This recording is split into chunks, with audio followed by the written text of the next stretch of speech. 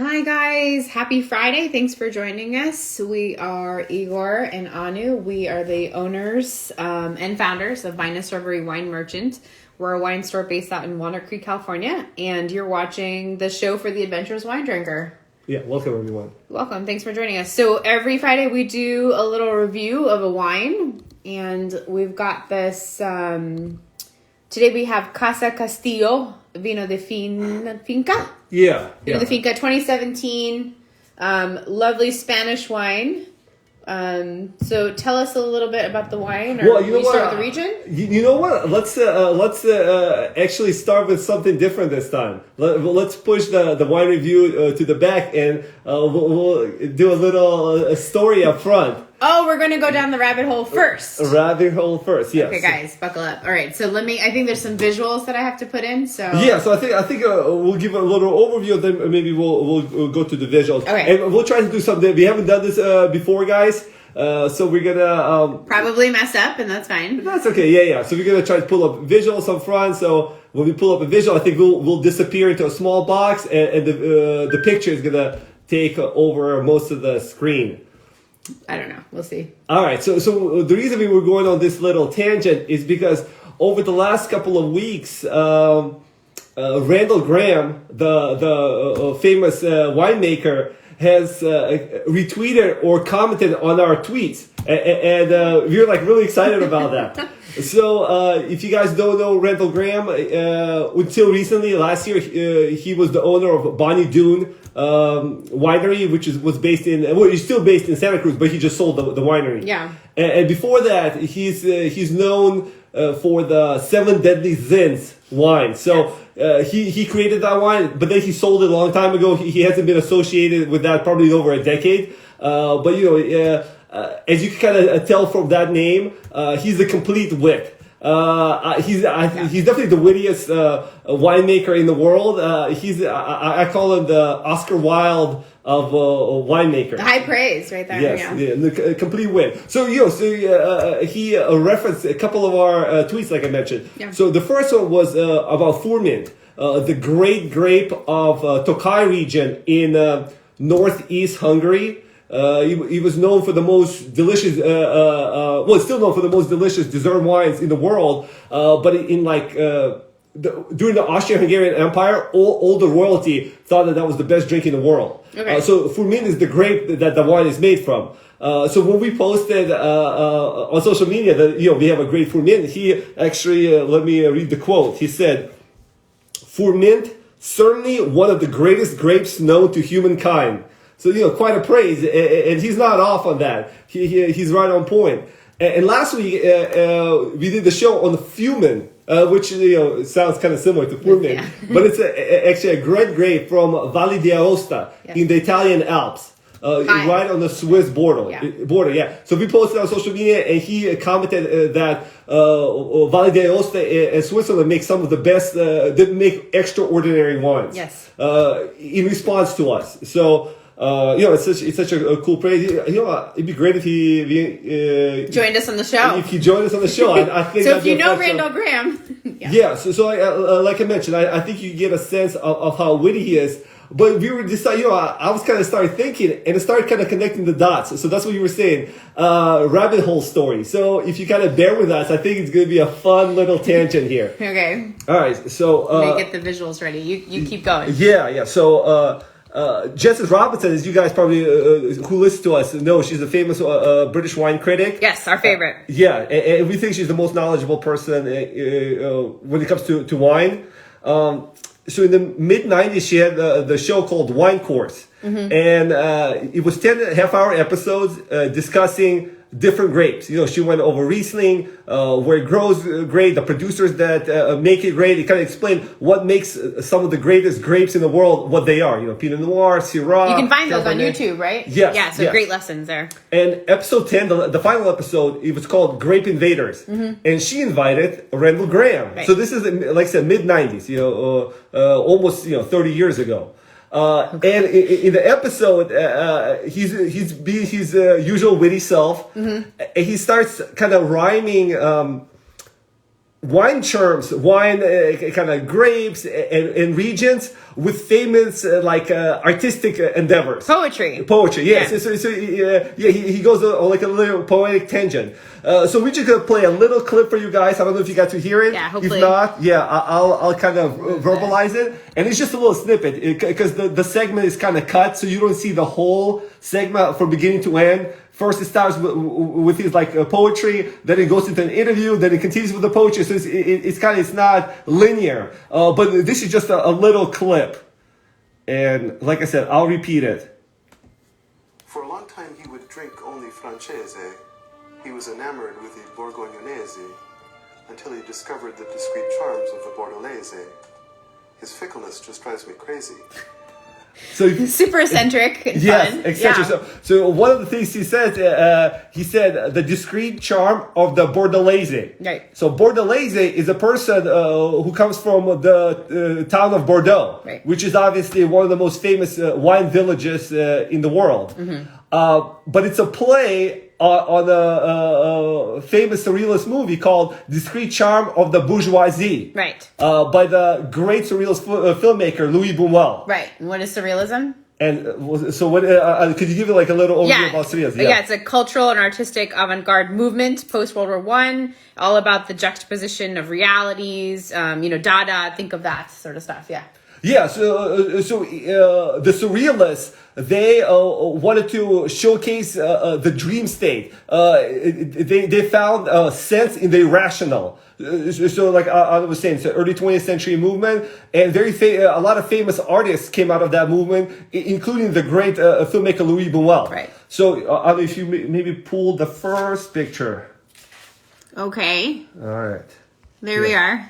There we are. So this is Louis Bunuel. If you guys could see it, Louis Bunuel's "My Last Sign," which is he's translated "My Last Breath." His autobiography that he wrote. And it's a great read. And in one of the chapters, it's called "Earthly Delights." Right. All right. So let me choose a different. So we gotta show you what the earthly delights are if you're not familiar. So this is by. So it's a play on the famous painting by the Renaissance painter Hieronymus Bosch called "The Garden of Earthly Delights." Okay, so that's the Garden of Earthly Delights. That's the famous painting, "The Garden of Earthly Delights." One of the most famous paintings in the world. Yes. So if do you have kind of like a little overview about this painting? Oh, really short, not too much. First of all, I saw it in the Prada. It was amazing. And Hieronymus Bosch, I'm not sure if I'm pronouncing it right, from the Netherlands, right? Yeah. So the master painter. Yeah, so the Prado Museum is based in Madrid, and we went to the museum and we saw this painting is amazing. So triptych, as you can see, it's in 3 parts. Right, and that's from I guess in Christianity they had panels that they displayed in churches. I don't think this was displayed in a church because it was painted like 1490s, somewhere around there, but it's kind of like a pictorial of, it's one of 2 things, right? We're not sure if it's like it's a very enigmatic painting. Zoom in. Yes. And it's a lot of people interpret it in different ways. Right. So one of the things people interpret is that it kind of warns against carnal sin. So if you that's what I was saying. If you zoom in, there's a lot of famous, nude pictures, a lot of frolicking and stuff like that. And other people interpret it as Paradise Lost. Right. So it's like a lost paradise. So if you start on the left side, you could see its interpretation of Adam and Eve. Right. Then the center, that's when all stuff goes crazy. All the carnality happens. And then the right side, it's like hell. That's kind of one interpretation. Yeah. Right. But if you guys see the images, they're actually on. If you could go to the next picture. Mm-hmm. Yeah. Which one is that? Next picture. This one. This one. Okay. So you can see very similar in style. So this is a picture by the famous surrealist artist Salvador Dali. Right. And you can see the inspiration from Hieronymus Bosch to Salvador Dali. Yeah. In fact, the surrealists consider Bosch the first great modern artist. So they were very enamored by him. So you can see the reference both in Louis Bunuel's Earthly Delights and in Salvador Dali's paintings. Right. So if you go kind of rewind back to Earthly Delights, the chapter from Louis Bunuel's book, autobiography. So, did you have that quote? I do. Right. I don't even remember what I wrote down. But Jim, pull it up. Well, so one second. I guess maybe cancel it. Let me. So what Louis Bunuel references by earthly delights, it's his love for alcohol and tobacco. Right. And I was going to pull up a very poetic quote. I find it very poetic quote where he talks about those two things. Yeah. And I don't know if you could kind of read the quote. Okay, so tobacco and alcohol, delicious fathers of abiding friendships and fertile reveries. Right, and as you guys could probably tell, I adore that quote, especially the reveries part. And it was the inspiration for the name of our store, which is Vinous Reverie, right. Which is a play on a daydream. Yeah. And Vinous, obviously, it's wine. It has to do with wine. So that's like a little tangent, a little serpentine tangent that was fun. And I think the last picture is kind of the icing on the cake. Yeah. It's that's surrealism within surrealism about to happen right now. All right, so if you guys can't see it, we're blocking it right now. Yeah. But it's a pictures of yours truly. This was on our honeymoon. It's blocking your face. Yeah, that's okay. They can imagine my face. It looks similar, only younger. And the portrait is of Louis Bunuel, right. The great surrealist filmmaker. And the portrait was painted by Salvador Dali, the great surrealist painter. So that's like a little tangent how we connect Randall Grahm to Vinous Reverie to surrealist movement. Okay. So that was fun. That was a lot of fun. How are we going to go back to wine from there? Yeah. So I'm not sure.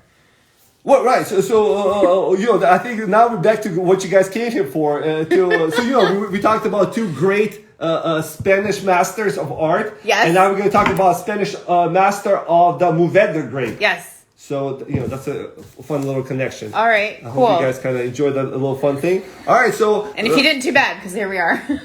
Nah, it was fun. So Mourvedre is the grape. Right. So it's a late ripening grape, mostly associated with Spain and southern Rhone, southeast France.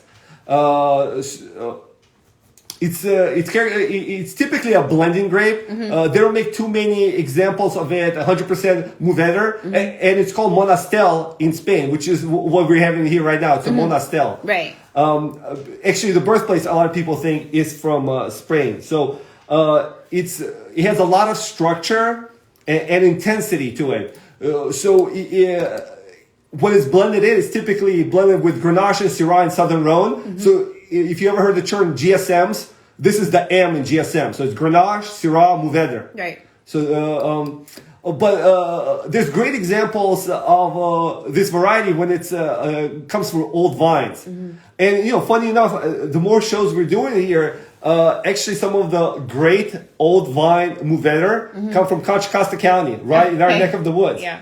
Yeah. So in fact, Klein Vineyards, they make an old vine Mourvedre. But like I said, Southeast France and Spain are the two main strongholds. So outside of Château-de-Pape, the other Southeast France appellation that's known for Mourvedre is Bandol. And if you ever see rosés from Bandol, they're typically deeper in color than rosés from Provence, which is kind of lightly pinkish, because Mourvedre kind of gives it like more depth. So that's one of the fun things about it, and a little kind of tangent about this grape. So Bandol, there still is Domaine Tempier, the most famous domain in Bandol that makes Mourvedre grape. And Kermit Lynch, who's based out of Berkeley, he's been importing that wine, and it's a great example of Mourvedre. And the lady who was kind of running the chateau, she was obsessed with the grape. So she really dedicated her life to making quality examples of that. And Americans actually love this wine. And because Kermit Lynch is based in Berkeley, the wine has been on Alice's Waters restaurant, Chez Penny, forever. Yeah. So there's like, once again, this grape that's typically not known as a varietal grape, but you can find treasures of it all over the world. I mean, not all over the world, but examples of people who dedicate themselves to making quality wine out of kind of lesser grapes, quote unquote. Right.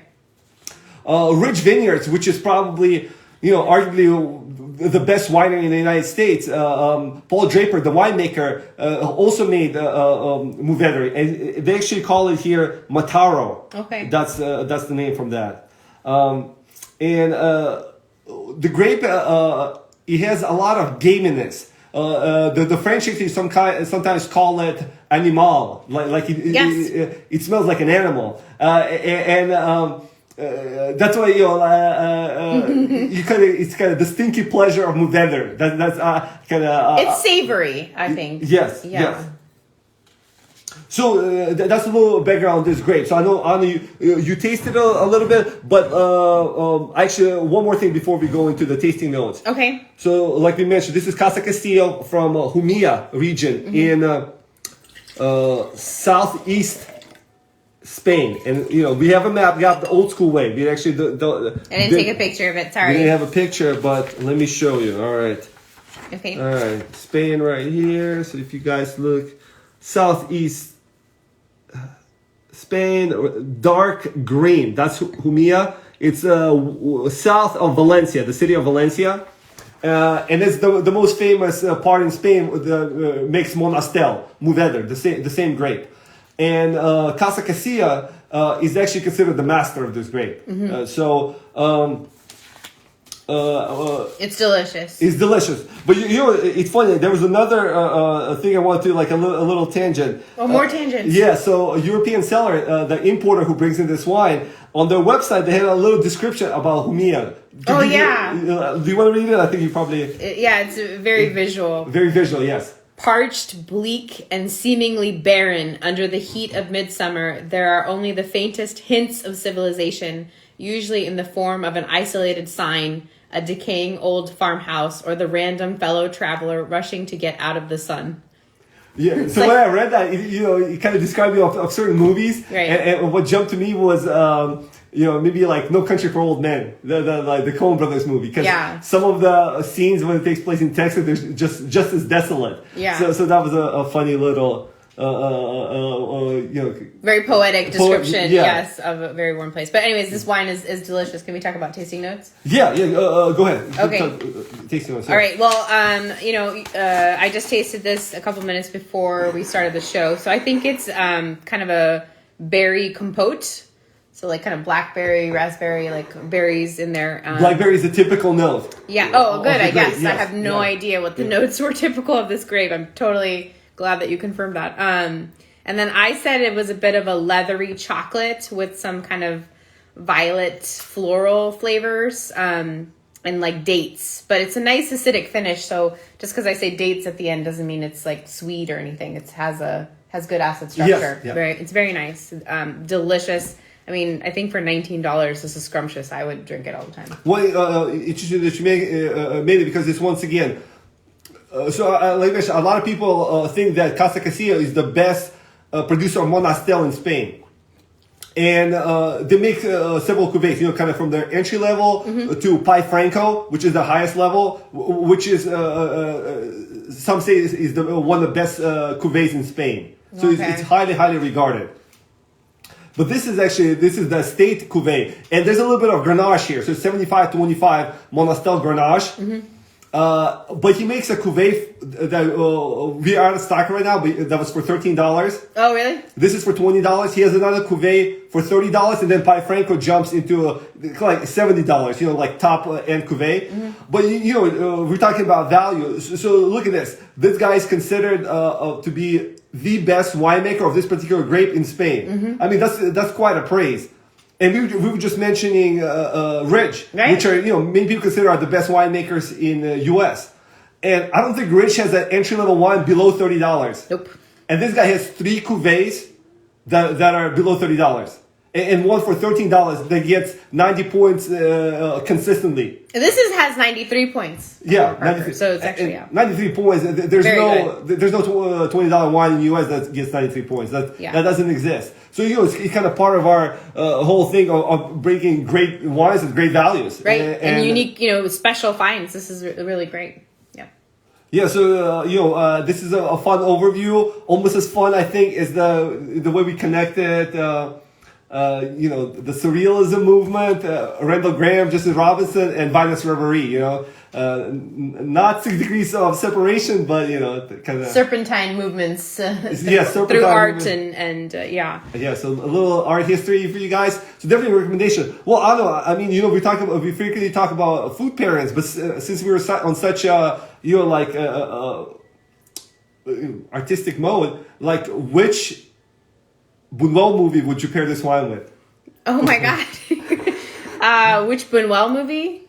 Yeah. I'm terrible at remembering titles. I think you know which one I mean. It's the movie where you're following one character and then it goes to another character. What's that movie? The Phantom of Liberty. Yes, that's the movie. I can never remember titles. Okay, yeah, so Phantom of Liberty. Yeah, that's the one? Yeah. Oh, it's so brooding. Well, that's pretty good. It's a brooding wine. I think that's a brooding movie. I would probably pair it with Los Olvidados. Oh yeah, that's a bit dark. Yeah. It's okay, well there you go. I think there's brooding and then there's dark. But anyways. But this would go great with meat. This is a meat I was wine. going to say a meat paella or definitely meaty. Yeah. Suckling lamb or pig. Well, I think you're right. Meat paella. We're talking about Valencia, kind of I don't know if it's the birthplace of paella. I'm not 100% sure about that, but it's definitely known for making paellas of Valencia. So, Valencian wine with Valencian meat paellas. Yes. Awesome. So, another fun show. I hope you guys enjoyed it. We really geeked out, I think, this time. I know. We love the show mostly for tangents. So thanks for bearing with us. All right. Well, thanks, guys, for joining us. This is a delicious wine, and we hope you guys have a great Friday night, and we'll see you guys next week. Take care. Bye.